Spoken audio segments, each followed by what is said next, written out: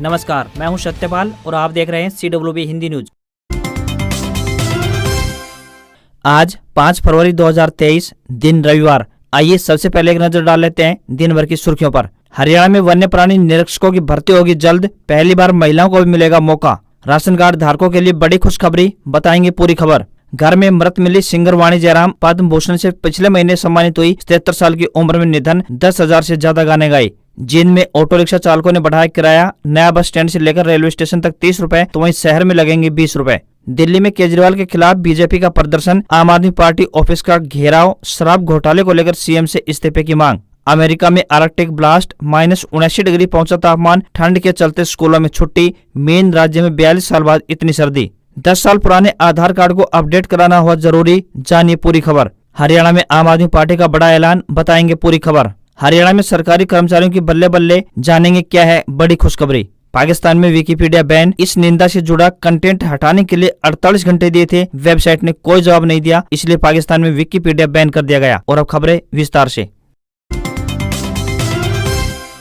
सूरजकुंड मेला 2023 update, शिल्प कलाकारों से सजा सूरजकुंड मेला, वीकेंड में ऑनलाइन टिकट बुक करने पर मिलेगी छूट। शुक्रवार को उपराष्ट्रपति जगदीप धनखड़ ने शुभारंभ कर सूरजकुंड मेले का शुभारंभ कर दिया है, जिसके बाद इस विश्व प्रसिद्ध मेले का आगाज हो चुका है। यह मेले का 36वां संस्करण है। सूरजकुंड मेला प्रांगण में देश व विदेश के सांस्कृतिक और शिल्पकला के विविध रंग देखने को मिलते हैं। मीडिया रिपोर्ट्स की माने तो वीकेंड पर मेला देखने वाले लोगों के लिए प्रशासन को ऑनलाइन टिकट बुक कराने पर लोगों को 10% की छूट मिलेगी। सामान्य दिनों में मेले की टिकट 120 रुपए रहेगी, जबकि वीकेंड पर 10% की छूट के साथ यानी 108 रुपए में मिलेगी। सूरजकुंड मेला 3 फरवरी 2023 से शुरू होकर 19 फरवरी 2023 तक चलेगा। दक्षिण दिल्ली से एकदम सटा हुआ सूरजकुंड क्षेत्र में साल 1987 से शुरू हुए अंतर्राष्ट्रीय शिल्पकला मेले का यह 36वां संस्करण होगा। 25 से अधिक देश जुड़े हुए हैं। इनमें कजाकिस्तान, चीन, रूस, उज्बेकिस्तान, अजरबैजान, आर्मेनिया, तुर्की, कंबोडिया, UAE, श्रीलंका, सऊदी अरब व कतर ऐसे देश हैं जो मेले का हिस्सा बने हैं। हरियाणा में वन्य प्राणी निरीक्षकों की भर्ती जल्द, पहली बार महिलाओं को मिलेगा मौका। टेस्ट में स्पीड वॉकिंग भी हुई शामिल। हरियाणा सरकार जल्द ही वन्य प्राणी निरीक्षक की खाली पदों को भरने जा रही है। कैबिनेट में नियुक्ति प्रक्रिया में बदलाव के बाद पहली बार सरकार महिलाओं को भी मौका देगी। नियुक्ति में अनिवार्य शारीरिक मानदंड में बदलाव करते हुए स्पीड वॉकिंग टेस्ट को शामिल किया गया है। पुरुष और महिलाओं के लिए अलग अलग शारीरिक मापदंड तय किया गया है। संशोधन के बाद अब पुरुषों के लिए न्यूनतम शारीरिक मानदंड की बात करें तो कद 168 सेंटीमीटर, छाती बिना फुलाए 79 सेंटीमीटर और छाती फुलाकर 84 सेंटीमीटर होनी चाहिए। महिला के लिए कद 155 सेंटीमीटर की है। साथ ही पुरुषों के लिए 25 किलोमीटर और महिलाओं के लिए 14 किलोमीटर वॉकिंग टेस्ट 4 घंटे में पूरा किया जाना चाहिए। पंचायत मंत्री देवेंद्र बबली का सरपंचों को दो टूक जवाब, बोले ई टेंडरिंग में कमियों को दूर किया, अब विरोध छोड़ गांव में विकास कराएं। हरियाणा में ई टेंडरिंग और राइट टू रिकॉल का विरोध कर रहे सरपंचों को पंचायत मंत्री देवेंद्र बबली ने एक बार फिर से दो टूक जवाब दिया है। उन्होंने कहा है कि जो भी कमियां थी सरपंचों के सुझाव पर उन्हें दूर कर दिया गया है। अब विरोध करने वाले यह बताए कि वे क्या विरोध कर रहे हैं। विरोध छोड़कर वे अब गाँव में काम करवाएं। उन्होंने कहा कि रोजाना विकास कार्यों के प्रस्ताव पास कर सरपंच सरकार को भेज रहे हैं। वे प्रदेश भर से डेली रिपोर्ट ले रहे हैं। गाँव में सरपंच काम करवाना चाहते हैं और कामों में जुटे हुए भी हैं। आने वाले दिनों में गांव के विकास का भरपूर काम होगा। पंचायत मंत्री बबली ने कहा कि विरोध करने वाले सरपंच यह बताएं कि वे किस बात के लिए विरोध कर रहे हैं। जनता ने उनको विकास की उम्मीद से चुना है, इसलिए जनता की उम्मीदों को पूरा करें। वहीं दूसरी तरफ हरियाणा में सरोबोरा सिरोही खाप भी अब सरपंचों के समर्थन में उतराई है। खाप ने सरकार को चेतावनी दी है कि अगर 2 मार्च तक सरकार ने ई टेंडरिंग और राइट टू रिकॉल के फैसले को वापस लेकर सरपंचों की मांगे पूरी नहीं की तो खाप सड़कों पर उतरने को मजबूर होगी। अगर सांसद मंत्रियों के आवास को घेरने की जरूरत पड़ी तो यह कदम भी उठाने से खाप पीछे नहीं हटेंगी। आधार कार्ड को अपडेट करवाएं, 10 साल पुराने आधार कार्ड को अपडेट कराना हुआ जरूरी। हरियाणा के रेवाड़ी के डीसी अशोक कुमार गर्ग ने आमजन से अपील की है कि वे अपने 10 साल पुराने आधार को अपडेट अवश्य करा लें। आधार को अपडेट करवाने से व्यक्ति को अनेक सुविधाओं का लाभ मिलेगा। इनमें आधार के संग वन नेशन वन कार्ड योजना से राशन लेना आसान होगा। देश में किसी भी डिपो से राशन लिया जा सकेगा। आधार के माध्यम से बैंक खाता खुलवाना आसान होगा। लाभार्थियों को आसानी से लगभग 1000 डिजिटल सरकारी सुविधाओं का लाभ मिलेगा। सिम कार्ड लेना हो, आधार से स्कॉलरशिप पाना, इनकम टैक्स रिटर्न करवाना तथा आधार से गुमशुदा लोगों को उनके परिजनों से मिलवाने में भी मदद मिलेगी। उन्होंने कहा कि किसी भी शिकायत के सुझाव के लिए 1947 डायल करें। ACHS पंचकुला जॉब्स अपडेट, अनेक पदों पर निकली भर्ती। Ex serviceman contributory health scheme यानी ECHS स्टेशन पंचकुला द्वारा सफाई वाला, अटेंडेंट, क्लर्क और कई अन्य पदों पर आवेदन मांगे गए हैं। इन पदों के लिए आप ऑफलाइन माध्यम से आवेदन भेज सकते हैं। पुरुष और महिला दोनों वर्गों के उम्मीदवार आवेदन भेज सकते हैं। जो भी उम्मीदवार इन पदों के लिए इच्छुक है वे भारतीय पोस्ट के माध्यम से अपने आवेदन भेज दें। केवल सफाई वाला और फार्मासिस्ट पदों के लिए ही सिविलियन आवेदक योग्य होंगे। शेष सभी पदों पर भूतपूर्व सैनिकों को चयनित किया जाएगा। आवेदन करने की अंतिम तिथि की बात करें तो 25 फरवरी 2023 तय की गई है। इंटरव्यू की तिथि की बात करें तो इन पदों के लिए इंटरव्यू की तारीख के बारे में चयनित उम्मीदवारों को उनके मोबाइल या फिर ईमेल के माध्यम से जानकारी दी जाएगी। वहीं ड्राइवर आवेदक 8वीं पास होने चाहिए तथा ड्राइवर के पदों के लिए उनके पास class 1 MT civil driving licence होना चाहिए। वहीं चौकीदार या चपरासी के पदों की बात करें तो आवेदक 8वीं पास होने चाहिए। इन पदों के लिए कोई भी आवेदक शुल्क देय नहीं है। न्यूनतम आयु 18 साल और अधिकतम आयु 53 वर्ष होनी चाहिए। रोहतक PGIMS में मनाया कैंसर दिवस। ऑन्कोलॉजी विभाग के डॉक्टर ने बताए लक्षण, बोले इन्हें न करे नजरअंदाज। हरियाणा के रोहतक स्थित PGIMS में शनिवार को कैंसर के प्रति जागरूकता को लेकर कार्यक्रम का आयोजन किया गया। इस दौरान PGIMS के ऑन्कोलॉजी विभाग के सीनियर प्रोफेसर डॉक्टर राजीव प्रसाद ने कहा कि कैंसर के कई ऐसे लक्षण होते हैं जिनसे कैंसर होने का पता लगता है। उन्होंने बताया कि किसी को खाना निगलने में परेशानी हो, मुंह में बार बार छाले होते हो, खाना अटकता हो, पेशाब की आदत में बदलाव हो, पेशाब रुक रुक कर आता हो या लंबे समय तक खांसी का बना रहना, खांसने पर खून आना, महिलाओं में गंदे पानी की शिकायत, अपच, पेट का फूलना और बच्चों में बुखार का लंबे समय तक रहना, वजन कम होना, भूख न लगना आदि कैंसर के लक्षण हो सकते हैं। इन्हें कभी भी नजरअंदाज न करें।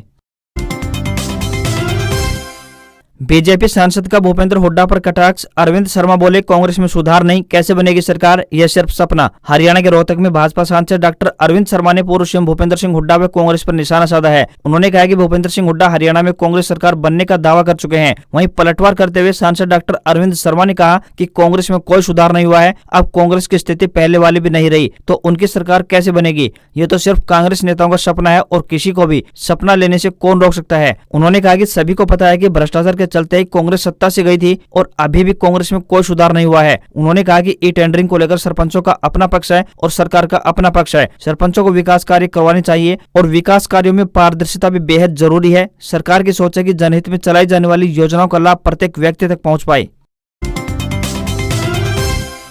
हरियाणा के कृषि मंत्री का अडानी मसले पर वार, बोले विपक्ष विदेशी ताकतों से मिला हुआ है, कोई गड़बड़ है तो हिंडनबर्ग को दर्द क्यों। हरियाणा के कृषि मंत्री JP दलाल ने अडानी की कंपनियों और बाबा रामदेव पर विवादित बयानों को लेकर विपक्ष पर विदेशी ताकतों से मिले होने के आरोप लगाए हैं। साथ ही कहा कि केंद्र का बजट बहुत शानदार है जिससे वेतनभोगी व किसान बहुत खुश हैं। कृषि मंत्री JP दलाल शनिवार को भिवानी में आवास पर जनता दरबार लगाकर लोगों की समस्याएं सुन रहे थे। पत्रकारों से बातचीत में कृषि मंत्री ने कहा कि सबसे पहले बाबा रामदेव के एक धर्म विशेष को लेकर दिए गए विवादित बयान पर कहा कि बाबा रामदेव भाजपा के न तो नेता हैं और न कार्यकर्ता, उनका अपना काम है और सबको बोलने का हक है। वहीं हिंडनबर्ग की रिपोर्ट को लेकर दलाल ने कहा कि विपक्ष चुनाव को देखते हुए विदेशी ताकतों से मिलकर भ्रम फैलाने में लगा हुआ है। विपक्ष ने पहले भी राफेल व सर्जिकल स्ट्राइक को लेकर ऐसा किया था। उन्होंने कहा कि कुछ गड़बड़ भी हुई है तो अमेरिका की कंपनी को क्या तकलीफ है, इसकी जांच के लिए हमारे देश में कानून है और न्याय के लिए सुप्रीम कोर्ट है। वहीं केंद्रीय बजट को JP दलाल ने सभी के लिए शानदार बताया। उन्होंने कहा कि टैक्स में 7 लाख रुपए की छूट से वेतनभोगी खुश हैं, किसानों के लिए कई अच्छी योजनाएं हैं, मोटे अनाज और प्राकृतिक खेती को बढ़ावा मिलने से दक्षिण हरियाणा के किसानों को फायदा होगा। हरियाणा के गृह एवं स्वास्थ्य मंत्री अनिल विज ने कांग्रेस नेता राहुल गांधी द्वारा प्रधानमंत्री नरेंद्र मोदी को चिट्ठी लिखने पर कांग्रेस को खरी खरी सुनाई है। अनिल विज ने कहा कि सब कुछ निपटा, होश में न आए तो क्या किया, सब उन्हीं का तो करा धरा है। जब उनको उखाड़ा जा रहा था तो तब क्या कर रहे थे। गृह मंत्री ने कहा कि कांग्रेस ने कश्मीर में ऐसे हालात पैदा ही क्यों होने दिए, इसके लिए कौन जिम्मेदार है। कश्मीर में आतंकवाद किसके राज में पैदा हुआ, आतंकवाद कांग्रेस का ही बच्चा है, उन्होंने ही इसका पालन पोषण किया है और बड़ा किया है। दरअसल राहुल गांधी ने प्रधानमंत्री नरेंद्र मोदी को चिट्ठी लिखी है, उसमें कहा था कि आतंकियों द्वारा हाल में कश्मीरी पंडितों व अन्य लोगों की लगातार चुन चुनकर की जा रही हत्याओं ने घाटी में डर और निराशा का माहौल बना दिया है। उन्होंने कश्मीरी पंडितों को सुरक्षा मुहैया कराने की मांग की थी। गृह मंत्री अनिल विज ने कहा कि राहुल गांधी अब कश्मीर गए हैं तो उनको कश्मीरी पंडितों की याद आ गई है। हरियाणा में आम आदमी पार्टी का बड़ा ऐलान, 2024 में सरकार बनी तो OPS करेंगे बहाल। हरियाणा में ओल्ड पेंशन स्कीम यानी OPS बहाल करने की मांग और जोर पकड़ रही है। प्रमुख विपक्षी दल कांग्रेस के बाद अब आम आदमी पार्टी ने बड़ा ऐलान करते हुए कहा है कि 2024 में यदि हरियाणा में आम आदमी पार्टी की सरकार बनी तो OPS की बहाली की जाएगी। उन्होंने OPS बहाली की मांग कर सरकारी कर्मचारियों का समर्थन करते हुए कहा कि ओल्ड पेंशन स्कीम कर्मचारियों का हक है, खट्टर सरकार का एहसान नहीं। आम आदमी पार्टी के वरिष्ठ नेता अनुराग ढांडा ने कहा कि बीजेपी सरकार कर्मचारियों के पेंशन के पैसे अडानी की कंपनियों में लगाकर डुबोने का काम कर रही है। देश की जनता की खून पसीने की कमाई सरकार ने अडानी के हाथों में सौंप दी है। उन्होंने कहा कि केंद्र की मोदी सरकार कुछ कारपोरेट घरानों के हाथों की कठपुतली बनकर रह गई है। एक तरफ सीएम मनोहर लाल खट्टर ओपीएस बहाली को अर्थव्यवस्था के लिए बड़ा खतरा बता चुके हैं, तो वहीं आम आदमी पार्टी के नेता अनुराग ढांडा ने सरकार बनते ही ओपीएस बहाली का दावा कर दिया है। हरियाणा के सरकारी कर्मचारियों की बल्ले बल्ले, आयुर्वेदिक दवाओं के लिए भी खर्च देगी हरियाणा सरकार। हरियाणा के स्वास्थ्य एवं आयुष मंत्री अनिल विज ने बड़ी घोषणा की है कि राज्य सरकार के कर्मचारियों को एलोपैथी की तर्ज पर आयुर्वेदिक इलाज के खर्च की प्रतिपूर्ति की जाएगी। उन्होंने शुक्रवार को अंबाला में यह भी कहा कि सरकार आयुर्वेदिक दवाओं से इलाज कराने पर जोर दे रही है। हरियाणा सरकार ने भी राज्य में एमबीबीएस पाठ्यक्रम में आयुर्वेदिक विषयों को शामिल करने का प्रस्ताव दिया है। स्वास्थ्य मंत्री ने कहा कि एलोपैथिक दवाओं की तरह अब आयुर्वेदिक दवाओं की भी प्रतिपूर्ति की जाएगी। मैंने गुरुवार को इस संबंध में आदेश जारी कर दिया है। उन्होंने कहा है कि राज्य सरकार आयुर्वेद और योग को व्यापक स्तर पर बढ़ावा देने के लिए लगातार प्रयास कर रही है। इससे यकीनन लोगों को जरूर फायदा होगा।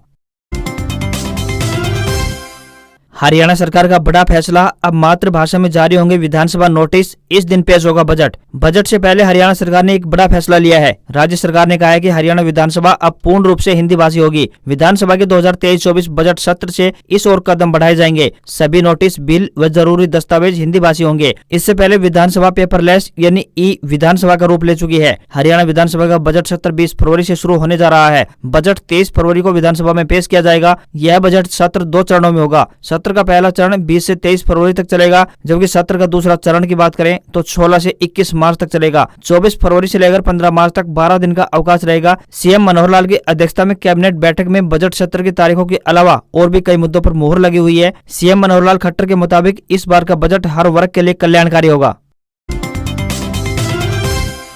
राशन कार्ड धारकों के लिए खुशखबरी, 7 फरवरी तक ले सकेंगे जनवरी महीने का बकाया राशन। राशन कार्ड धारकों को खाद्य एवं आपूर्ति विभाग की ओर से एक नया तोहफा दिया गया है। जो राशन कार्ड धारक किसी कारणवश जनवरी महीने का राशन नहीं ले पाए थे, वे अब 7 फरवरी तक राशन डिपो पर जाकर जनवरी महीने का राशन ले सकते हैं। बता दें कि प्रदेश सरकार की ओर से फैमिली आईडी के आधार पर राशन कार्ड बनाकर प्रदेश के लोगों को राशन दिया जा रहा है। आपको बता दें कि जनवरी महीने में जिन लोगों का नाम राशन लिस्ट में आया है, उनमें से अनेक परिवार राशन लेने नहीं आए। प्रदेश में लगभग 64% कार्ड धारक जनवरी महीने का राशन लेने नहीं पहुंचे। सरकार ने जनवरी महीने के राशन लेने की अंतिम तारीख 7 फरवरी कर दी है। केंद्र सरकार ने एक देश एक राशन कार्ड योजना लागू की हुई है। इसका लोगों को खूब फायदा पहुंच रहा है। इस योजना के तहत राशन कार्ड धारक आधार कार्ड नंबर से राशन ले सकता है।